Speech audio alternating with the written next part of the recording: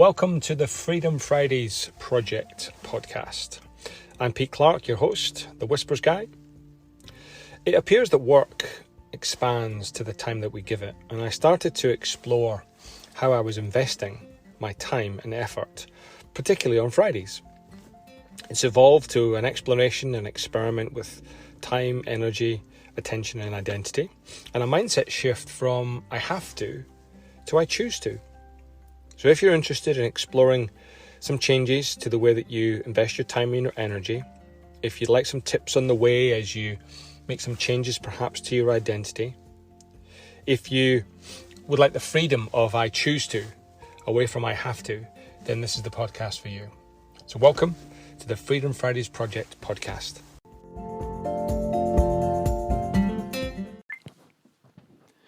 Welcome to the Freedom Fridays podcast. This is episode number 40. And last week I spoke to a new colleague, Karen Gately from the Corporate Dojo, and we got into all sorts of big topics, and I felt that I covered them thinly. And so I've chunked this podcast into 3. So this is part 2. If this is your first episode, then it could be worthwhile listening to the 20-minute episode 1, which is the previous episode. But in this episode, we talk about the journey of self-discovery and being okay with being less than perfect, being okay with the parts of ourselves that perhaps we don't particularly like. We talk about the impact of words, others' words on us, and why we're playing the game that we're playing. And I don't mean sport necessarily. I mean the game of life or the game of work or whatever game we're playing. Why are we playing it? Are we playing it to win? Or are we playing it to learn? So please enjoy part 2 of my conversation with Karen Gately. I think there's a lot of people, and I'm making the assumption because maybe this is who I'm surrounding myself with, who are willing to look. They're willing to discover. They're willing to look in the metaphorical mirror, even if it's from afar, or maybe even from the edge, or maybe fully in it. And let's say they come to the conclusion, I don't like betrayal. I'm embarrassed about embarrassment, whatever they think. And you said one of the things you've done is you've been able to respect it. How do you handle the other part of you, or the hubby, or the friend that says, just choose? Because just is a loaded word. It seems like, well, it's obvious, right? Just choose. Seems so simple, which might be a simple here to there, but you and I both know that work can take days, months, years, lifetimes, potentially. How did you navigate that? And have you got any kind of general counsel for others that are willing to look, might discover someone they don't like, and how you actually do respect that?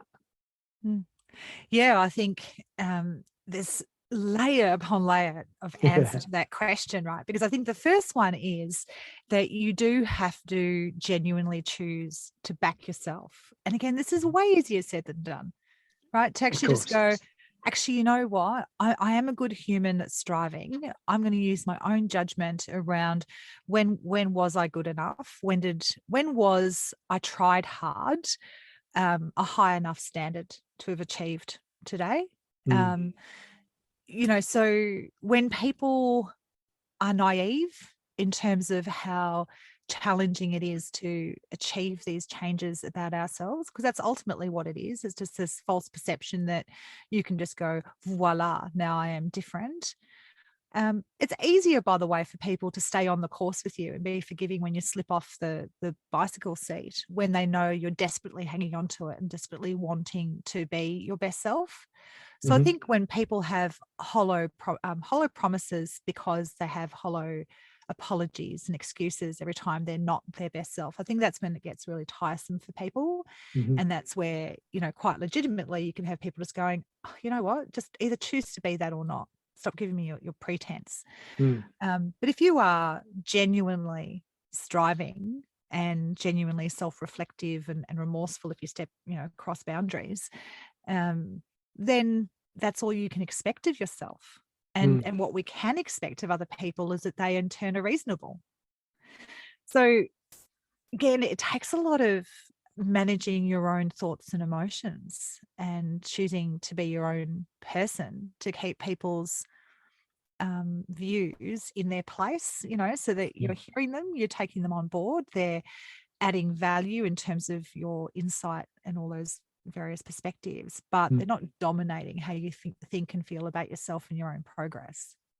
When you've done that exploration on yourself, have you come to any points where you've chosen, for whatever reason, to ignore or avoid any aspect of yourself that you didn't like? That's a interesting question, because my immediate response would be it's more the case it's just taken a long time to resolve some parts, Right. because I didn't fully understand some parts. Right. Some parts I thought it was just I needed an attitude adjustment. I needed to just choose to be more consistently happier. I didn't fully appreciate, again, that link with childhood trauma and the adult that I then needed to be in my unconscious mind. And so discovering those links made me go, okay, now I can see the next layer of what it takes to be able to regulate my own emotional conduct, for example, to choose my emotions, to choose my actions. So I don't think I've ever discovered anything and just gone too bad, too sad for the rest of the world or myself. I'm really going to have to think about it, because I'm sure there's something. Yeah. I'm sure there's something where I'm like, for example, maybe I don't like the fact that from time to time I can spend too much time on the couch. And there's probably an inner peace with that one where I'm I just think like, we're all guilty of that one. like, whatever. Yeah. I'll be Yeah. perfect I think in we're the allowed next that one. lifetime. But no, I think that, as I was saying earlier, I do have a hardwired desire to be my best version of myself. I'm conscientious. I want to be a good person, and I want to. When were you first aware of that? Well, if you listen to childhood stories, you would believe that from a very young age. So there's a very famous story of me walking down the street, holding one of my parents' hands, and someone was walking ahead of us and dropped some rubbish on the ground. And I've pulled my hand out of my parents' hand and chased after this rubbish, picked it up, tugged on the back of the person's jacket, and looked up, with my 4-year-old eyes and said, "Please don't litter my world." And apparently this guy's just gone, "I will never litter again so long as I live." So there was a ability and desire to speak up, that, I want things to be good. I want everyone to be responsible. And I started doing karate when I was, again, the stories vary depending on which parent you listen to, but between 5 and 6, I started doing karate and then trained for a very long time. And obviously, at the heart of that is take responsibility for you. Yeah. So turn up to training, make sure your gi is clean. You don't leave your belt lying around on the floor. You don't swear in class. You don't muck up in class. You do as sensei says. Yeah. So that environment, is very disciplined environment. Very. So again, it's hard for me to be able to exactly say to you, this is when I was first aware of it, because I was so young when starting to be in that kind of setting. And what got you into karate at 5 or 6? Was that an internal thing? Was it a nudge My from your father parents? was training. Okay. And so I was aware of it through him. Obviously, he'd go off to the dojo to do classes on a very regular basis. And again, the story goes that I was super keen for about a year, really just wanted to do it. And I always loved it, varying points in my teenage years where I was more dedicated than others in terms of having that full-blown discipline. But I would say for the most part, I did it throughout those years and loved it, really loved it. And, learning how to fight, it's an empowering thing to, especially for a young woman, as you can imagine, to know that you can physically look after yourself. Yeah. Was that part of it?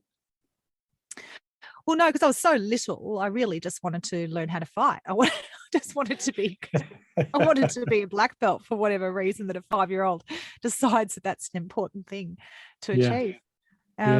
But then it just became a big part of who you are. It's not just a sport.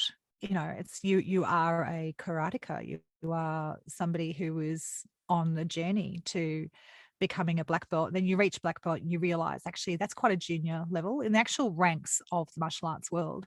Getting to black belt is just kind of So the it's so first. last year, right? So last year. Yeah.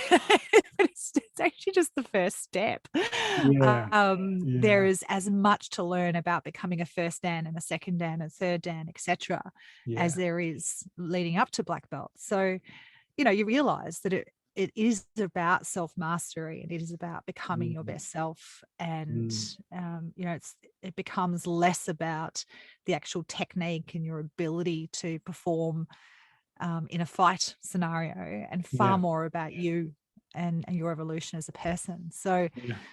doesn't always mean, I'd like to add, that every person that goes on that journey achieves it, so people can be rated or ranked in certain grades, but not really have taken the steps that the traditional martial arts are asking you to take in terms of who you are. So I do see a lot of flawed characters disguised.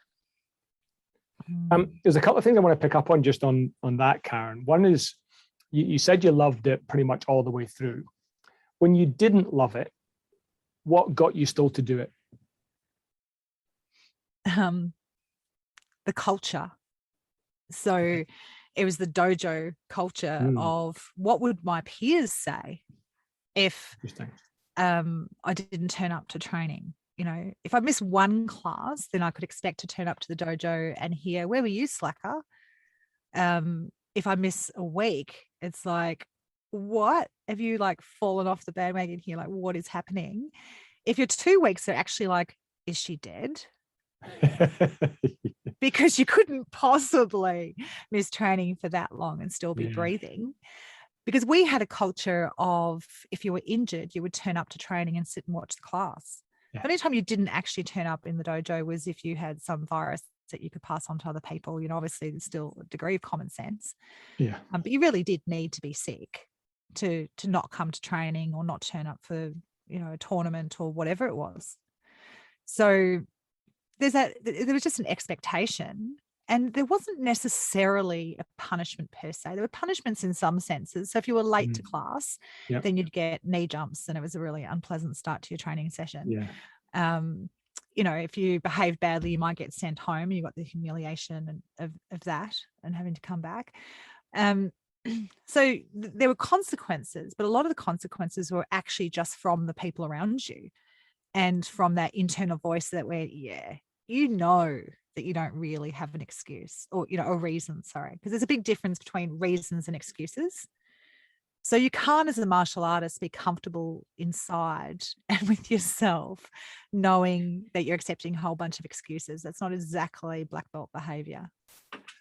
You've reinforced something that I've heard from 2 or 3 of my guests. And, when I started this way back early 21, starting ugly, it was the premise I was taking Fridays off, not off life, but off necessarily feeling compelled to do corporate work. I might choose to do it, or I might choose to play golf, or I might choose to sit on the couch, and what at least half a dozen of my guests have explained is exactly as you've said. Whilst, you can choose, Pete, the culture, the environment, sometimes those eyes on you means you have to. Yeah. And there's a kind of nice toggling between, I have to, not for me because I love karate, but because my mates will give me shit. I have to do this. Totally. And there's an interesting balance there, isn't there? Oh, absolutely. Because again, what human beings see as those boundaries around what makes me have to. So some of us who are conscientious, for example, just the fact that I've got a boss and the boss is expecting to see me today, unless I'm actually dying, then it's like, well, I have to. Yeah. Whereas other people will go, well, could I spin this story, or could I take this angle? Could I convince them this other thing? So obviously there is an internal moral compass around what's right or wrong. And that sense of obligation to community. So I've got to do my part and live up to what the people in my community are expected to or have signed up to. You know, so there's like this internal peer pressure. Yeah. it's like this argument with yourself. And I know that there have been times in my life, which are, again, so funny in terms of the way our minds work. But there's been times where I've been actually really quite frustrated by that. So the way it goes is, why can't I just like beige out my existence? Why can't I expect less of myself? Why can't I just be oblivious and just kind of float through going, whatever? Like, surely Yeah. if that's where I set my sights for myself, life would be more comfortable.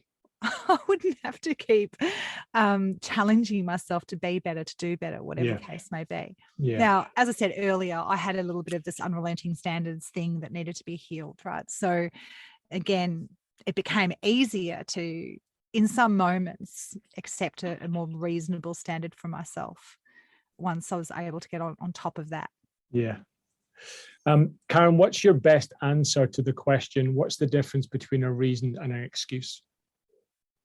Well, a reason can be validated as having cause for consideration, so an excuse is something that just doesn't stack up as being something that we should be investing in. Whereas a reason, you can say, okay, well, the reason I can't come to training is because my grandmother's leaving the country. It's probably the last time I'm ever going to see her. Right? You can morally, logically justify that having higher order priority than what I otherwise would have been invested in. Whereas an excuse is something to sidestep the commitment. It's sidestepping the accountability for the commitment that we've already made. So that's why excuses feel really uncomfortable to us, because we know they're not ethically sound. And people on the receiving end of your excuses kind of feel the same way. It's like, that doesn't sound like it's Which part of ourselves do you think we're trying to protect when we use excuses? Well, it could be all sorts of different things, right? So I might be someone like I am, right? I'm people pleaser. People pleasing comes often from a self-sacrifice place. I want you to accept me. I want to feel safe in our relationship. Therefore, I don't want to let you down. But one day there's a place where I really don't want to have to be committed to this particular thing that I've said I will. So I'll give you an excuse, hoping that you'll buy it. Because I want to step away from the accountability, but I don't want to let you down. So that's why I'm offering up an excuse. But the challenge is, it's an excuse. I know it's an excuse, and ends up having the opposite effect. We all do. So in that example, it's, I don't want to let myself down or let other people down. So I'll try and convince myself that there's reason where there isn't. Which interestingly for me ties into your journey around this unrelentingness. Yeah. If you're unrelenting, you'd never let yourself down. No, or you'll never do it with peace. Like, I remember having days off and being super anxious about the fact that I'm having a day off.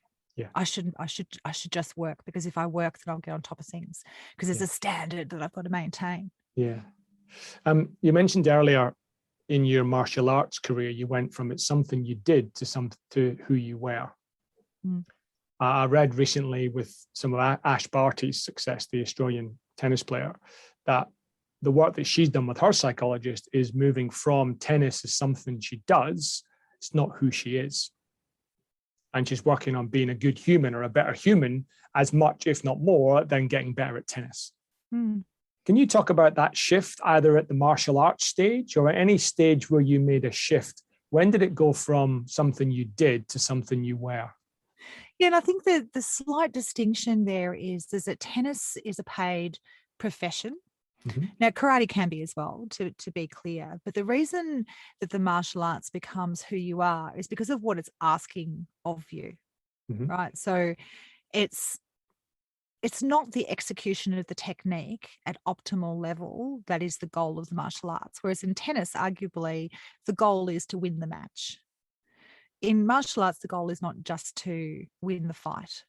So in the martial arts, the goal is to become the wise old soul, and to have evolved as a human being through the combat art that is the martial arts. And that's why there's a very big distinction between traditional martial arts and sports karate. Sports karate is the equivalent of the tennis, Okay. where it's an activity that we're engaging in. Yes, we can pursue that activity to the highest of standards and be expert in its execution.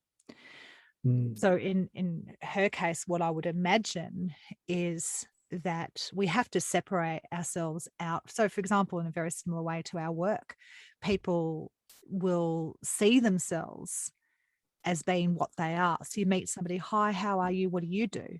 Then what do you do is a very quick question that we're actually asking. So it's a massive part of our identity. Yeah. So you can see when I was growing up in the martial arts, we were training on the dojo floor that in the same lineup could be the CEO of some big company and the local gardening landscaping guy. And, so it was a very equalizing environment, and everyone was just a martial artist, a karateka in that space. We weren't the CEO or we weren't the school teacher. We were just whatever belt we were wearing. Yeah. So, which is another form of hierarchy, isn't it? Yeah, that's right. It's just a different structure around how we organize ourselves as human beings. So, I think that, for example, I'll work with a lot of executives who, if they're displaced for whatever reason, the business is bought out, they're no longer required, or the board have decided that their approach to leadership isn't quite what they're looking for at this point, whatever it is, right? That loss of job title now leaves them feeling really bare and really exposed, because it's who they were. It wasn't what they did. They didn't do the job of CEO. They were the CEO. So I think, that's probably one of the big examples that I see all the time. Yeah, I agree. Is that, we do need to thrive. We need to be more than our job. We need to be ourselves, the best version of ourselves, not the best version of that vocation or that job that we do. Yeah. It reminds me of a story I read years ago. Tim Galway, who you may know wrote all the Inner Game books. He, in one of his books, I think it's the Inner Game of Work, told a tale about a corporate event that he was coaching and facilitating at, and they had an annual tennis tournament. And it was such a prestigious tournament. Everybody practiced and practiced and practiced. And he, in one year, completely turned it on its head. And how he did that was he had the loser go through to the next round. So you and I played together. You won, you're out. I go through to the next round. And the loser went through. And what he was trying to help them distinguish is, why are you playing? Are you playing to win and only win? Or are you playing to learn, to enjoy, to experiment, to try something different? And often, I love it so much. And that's where often my when we do that, we lose, right? We try this difficult shot and it doesn't happen. I'm just going to play safe and let them make the mistakes. Yeah. And he just found it fascinating how pissed off they were at that whole arrangement, because it's about winning. It's about, it's the best person that should go through. And just in turning it round, it was just such just so disruptive to their thinking. Well, so it's entirely about face in terms of what it is, right? Because competition is the nature of that, is we need to win. But really what he's doing is creating a learning experience. And that was one of the things that early days in my phys ed career, for that nanosecond that it was, there was something I was super conscious of and didn't like on any level, is just the way there was still in those days, a lot of elimination games. So you'd be saying to kids, okay, so when you're out, you sit down. So the kids that are sitting down are getting the least practice. And they need the most. That's right. And so you've got the kids that are naturally have got hand-eye coordination skills or whatever it might be. And they're the ones that have more game time or more play time. So it's like, how does this even remotely make sense? Yeah. So again, it is all about, well, what is the point of this activity? And that's why in a school environment, the point of the activity should not be winning. It should not be deciding who's the best. The point of the activity should be the opportunity to engage in the activity and to be part of it. Yeah. Obviously, develop further skills and capabilities, including our confidence, etc.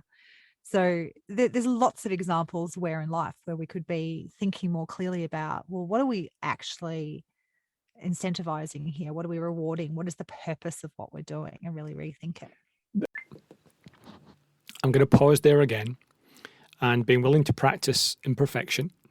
It probably wasn't an ideal spot to pause, but I couldn't find any more conducive or a more obvious place to pause. So I've just paused it there because the next part of our conversation, we're going to talk about things that we do in our corporate roles, in the roles that we play with clients. So that's the end of episode 2. Please join us next week when it'll be a shorter one. And we will talk about things like deconstructing the badge of honor that we have around being time poor, giving jobs and tasks to those that are least capable in order to grow them. So that's what you've got coming up in episode 3. But for now, that's the end of episode 40. Thank you for listening. Please do what you can to subscribe or like us on all your usual podcast platforms. Cheers.